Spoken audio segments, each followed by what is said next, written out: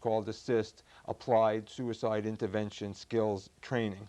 And what's so wonderful about this is that this is a training that's available to the entire community. It's not only for people who have a mental illness, it's for anybody in the community, professionals and lay people alike. What we found, it's under the gatekeeper approach to suicide intervention, when you're trying to get as many people in the community to know what to look for and how to respond when you come up to a person who's having thoughts of suicide, a person at risk, as we say. This training would be appropriate for bartenders, it would be appropriate for postmen, it would be appropriate for anyone who comes in contact with the community at large.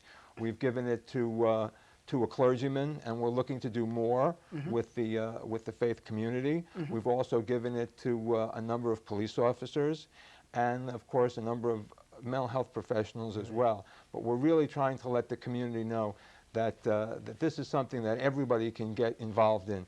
Most of us have been touched by suicide in some way. It's very rare for me to be in a room and to ask, you know, has anyone known someone? And usually the answer is yes. I unfortunately have known quite a few people who have taken their own lives. Only in the paper today, and it's very rare that you open the newspaper and you don't see something. Today, there was a story about one of those gentlemen who was picked up in New Jersey in that corruption scandal. He's been found dead, and they're immediately thinking about whether suicide was a possibility. Often after that, people ask themselves, well, why didn't I know? Why didn't I see the signs? And the answer to that question is because you weren't trained to see the signs. And a lot of people say, was there something I could have done? The answer is yes, there was something you could have done, but you weren't trained to know how and when to do it. One of the analogies we use is CPR, or the Heimlich maneuver. I'm sure you remember a time when no one even knew what CPR was, or the Heimlich maneuver. Or one of the things I like to talk about is when I was a boy, my family had a Nash Rambler station wagon. Long time ago. Long time ago, we had a Nash Rambler, and we would be in the way back, which is the part, you know. Nobody wore seatbelts. Okay? Nobody knew from seatbelts. Nobody knew from designated drivers. So we would just be bouncing around in the back. My father would be smoking with the windows closed. You know, that was the way we did things then. Okay? Now we're a lot smarter about a lot of that stuff. And we know about designated drivers. If somebody were to leave a bar now and he was drunk, you would probably want to intervene and take the keys away. That's the new community standard for that kind of thing. Well, what we need now is a new community standard when it comes to people who are at risk for suicide, who are having thoughts of suicide, you know, who may be on their way to an act of self-harm. And that's what we're trying to do. We're trying to get the community to look at this as not just a problem of mental health professionals, but an issue that we can all deal with in a very direct way before the mental health professionals become involved. And certainly CPR is not heart surgery. We don't expect someone to become a doctor to do CPR, but you're doing it until the ambulance arrives. And those critical few minutes are what could keep someone alive.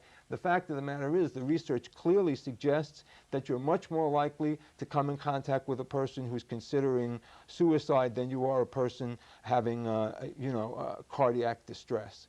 We were really frustrated that although people were aware, becoming more and more aware of the problem of suicide, that suicide awareness in the community was deepening, people did not have a way to actually, they didn't have a skill set with which to deal with it. So we all volunteered, and this has been some of the most fulfilling work that I've ever done, because again, it gives me an opportunity to work with members of the community.